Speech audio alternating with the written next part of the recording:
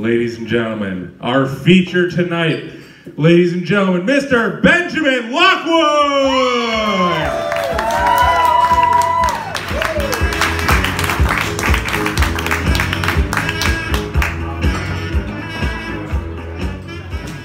All right, thank you. The moment you've all been waiting for. I'm sure you've been on pins and needles, waiting for my set. Do you think we need pins and needles? I think there was a guy years ago who was just on pins and nobody took him seriously. Nice to be back. I was at the Firefly a while ago. My set didn't go as well as I'd hoped. A lot of people like to blame the audience when that happens, not me. I blame the Russians. Seems like the hip thing to do these days. Might be something to this whole collusion ski. But we'll see. Speaking of, everybody rocked the vote this year. Good for you. If you're dyslexic, another couple of years we can vote The Rock. That'll be interesting. Dwayne Johnson on the ballot. I figure the choice is going to be The Rock or a billionaire with a God complex who has to put their name on everything they create. Or is Oprah not running anymore? I always forget. Either way, it'll be interesting. If you haven't seen me before, I apologize in advance if you don't find me funny, but the joke's on you anyway because I self-identify as hilarious. And you can't take away my truth. I also identify as Hispanic, not to make any kind of statement about it. I'm just trying to get some stage time in Seattle. Other comics know what I'm talking about. I did a show at a club in LA recently. Anybody like LA? No. Yeah, I'm not a fan of Louisiana either. But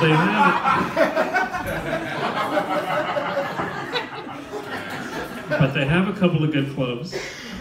I did a show down there. It actually went really well. People were coming up to me afterwards, buying me drinks, shaking my hand. It was, I think, the first time since college that I woke up the next day with a hangover and a sore palm. That's not true. That's just a joke. I didn't drink in college. I also did all right with the ladies. I may not have been Ryan Gosling, but I could hold my own, and usually did. But I've been married for 12 years now, and I've learned a lot about the differences between men and women over the last 7 years. The first 5 years, I was just happy to have a girl in the house, but then I got over that.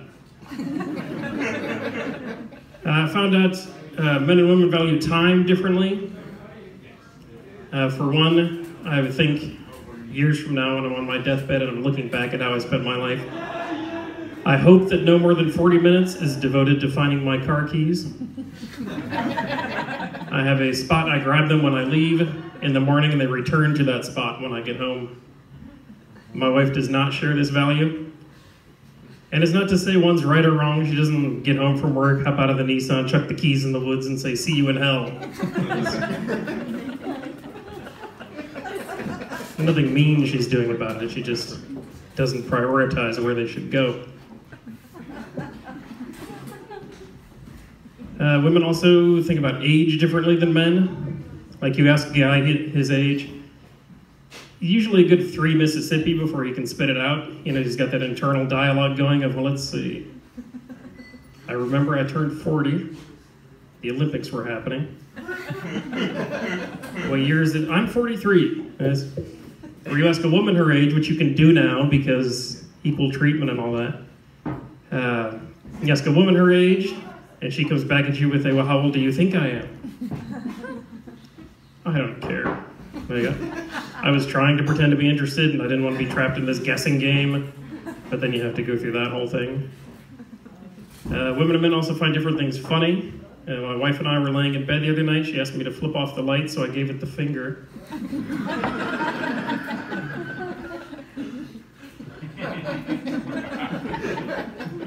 See, I do that because she didn't find it funny at all, and I knew somebody would.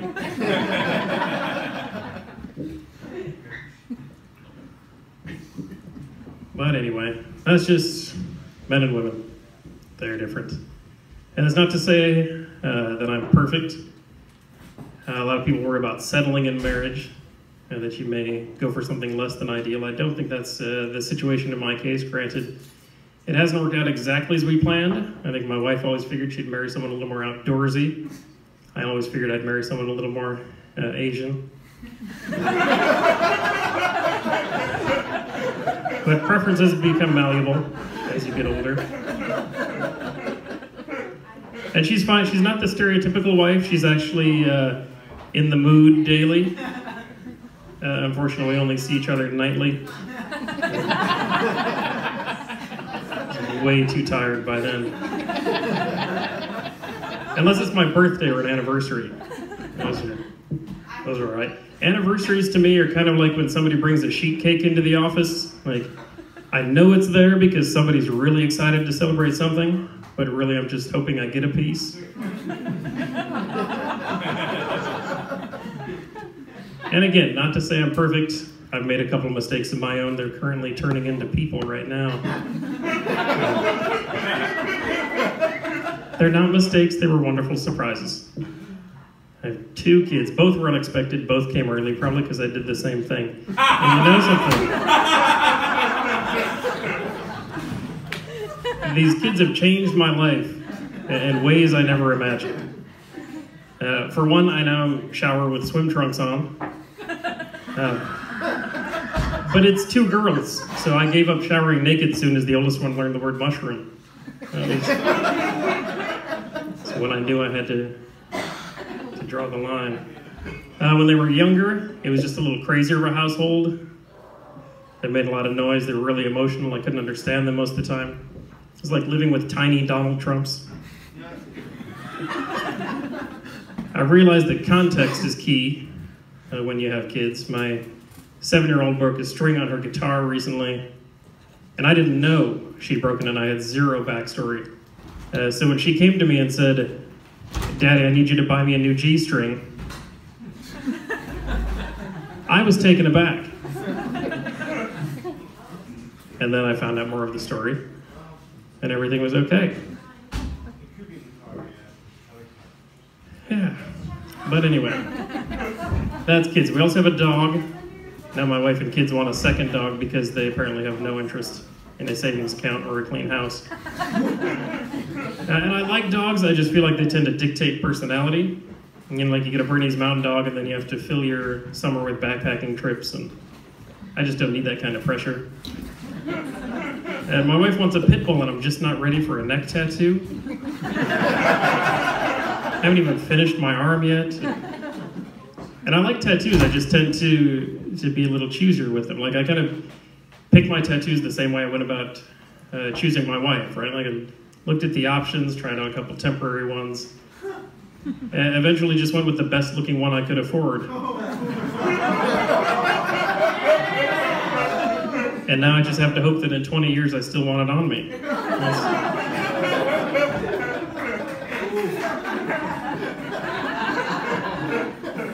And my wife and I don't agree on everything. I say tomato, she says is it organic?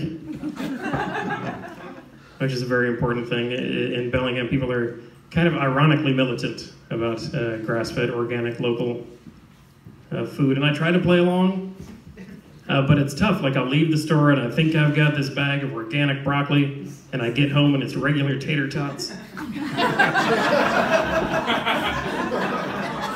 Probably not grass-fed. They might be local, but that's the one I don't even know why it matters. Like, do I need my food to be local? I'm just going to eat it, not ask it what it thinks of the public schooling. But that's, yeah, people and food.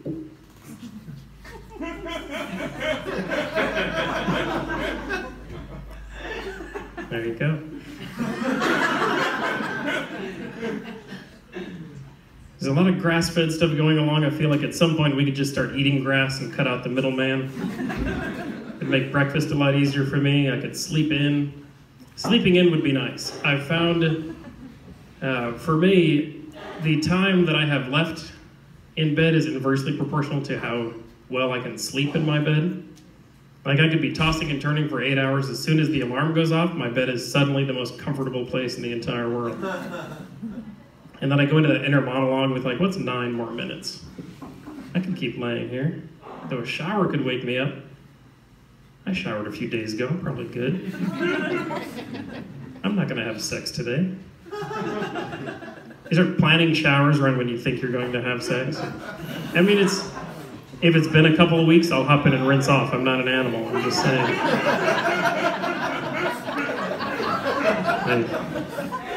I shower just frequently enough to where the co-op won't hire me.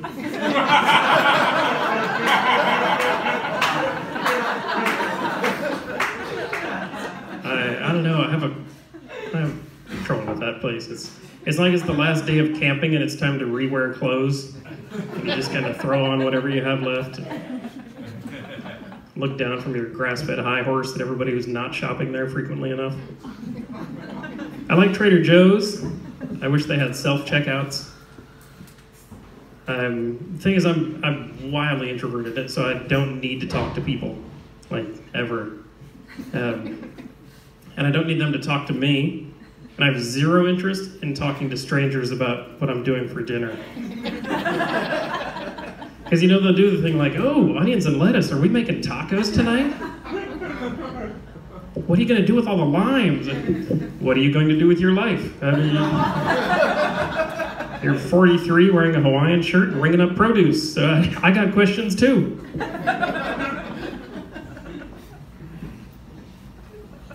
Yeah, people and food.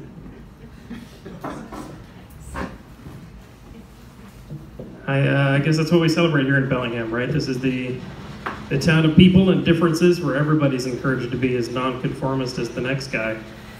And I guess that's why we have more coexist bumper stickers per capita than everywhere else. The thing is, like, I get the idea of it, I think. We're going to tolerate people who think differently than us, and I think that's fine. But I was behind a car a couple of weeks ago, covered in bumper stickers, which, a side note, can we agree election bumper stickers should be removed like a year after the election is over? I get it, you want to get your views out there, but at some point it's an attachment disorder. And I feel like most of the time it's unnecessary anyway, right? Like, if you have the coexist and a shop local and a Darwin fish on the back of your Prius, I can do the math on who you voted for in 2012. I think the sticker can go. But anyway, I'm behind a car, covered in bumper stickers. It has the coexist bumper sticker, and about 8 inches below this harmony-filled bumper sticker is another one that reads, "Doing my part to piss off the religious right." And I'll admit, I've missed the last few tolerance meetings. But are we accepting people that think differently, or are we being dicks to them? Because I'll go with it. I need a ruling, you know? It's like the band The Eagles. Am I supposed to take it easy or take it to the limit?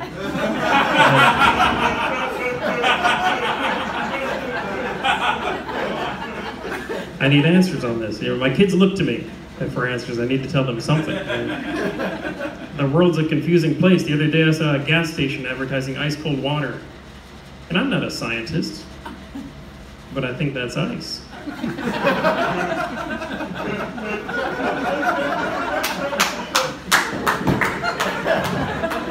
Maybe it's just not sexy to advertise cold water. My daughter gave me that line, so I'm glad you laughed. I'm going to pass that on to her. But maybe people can't take true advertising. I don't know. I do a lot of traveling for work, and I was in Las Vegas this year, and I saw a place called the Heart Attack Grill. A restaurant themed like a hospital, and their slogan is, "Our food will kill you." And I don't know, for me, that's enough. I can stay away. I am not in a race to get to the finish line of life. But they have this "Our food will kill you" slogan. A lot of people love the place. And over the years, they've lost a number of their patrons and spokespeople to heart attacks. And now society is kind of getting all up in arms about this, and we need to do something. But really, it's not false advertising. Right? Like, it's what the place is about. Like, my best friend could open a restaurant across the street from my house. If he calls it the Chlamydia Cafe, I'm not going in. I don't care how good his slogan is either. Like, feel like eating out? Come on down. I'm not laying a finger on it or going in. Even if it is all you can eat crabs, I am going to stay away. My daughter did not give me that one. Just the other one. You ever have a once-in-a-lifetime moment where, like, life is just handing you something fantastic, but you don't have enough people to share it with? I've had a couple of those this year. There was one time this summer where my wife bought some oranges from Whole Foods, which I'll admit were subpar. But she was really disappointed because she'd gotten apples the previous week that were fantastic. And I couldn't believe it, but I just looked at her and I said, well, yeah, but you can't compare those. And I couldn't believe I'd gotten the opportunity to use that line, but there were not enough people at all to hear it. The other one was I had to go to Orlando this year, which that's just an interesting place anyway. Like, you step off the plane in Orlando and onto the set of Cocoon, right? And from there it's just theme parks. Theme parks everywhere, and I went to Epcot Center with a couple of coworkers of mine, and that's kind of a cool place. Like, it's little representations of different countries, so it's like visiting the whole world in an afternoon, and that part was pretty cool. But we were walking around, and I'm with a coworker of mine, and we're visiting like little Germany, little Japan. We go to the United Kingdom, spend a little time there, and we're about to cross the bridge to France. And that is when the universe handed me a gift. My coworker, she realized that her shoe was untied, so she bends over. That's not the gift. That would be weird. But she bends over to fix her shoe, and I see just a little bit of her underwear kind of peek out over her pants there. And I'd wanted to turn away, because I don't want to stare. I don't know her that well. So I turned back, and I was like, all right, well, I'll look back at England for a bit. And I realized something in that moment. I see London. I see France. Holy shit. And I had nothing to do. You can't grab a stranger and say, look at this.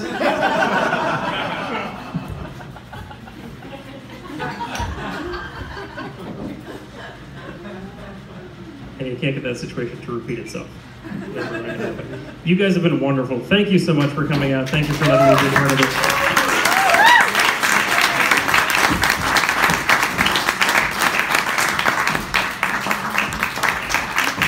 Holy shit, ladies and gentlemen, Benjamin Lockwood!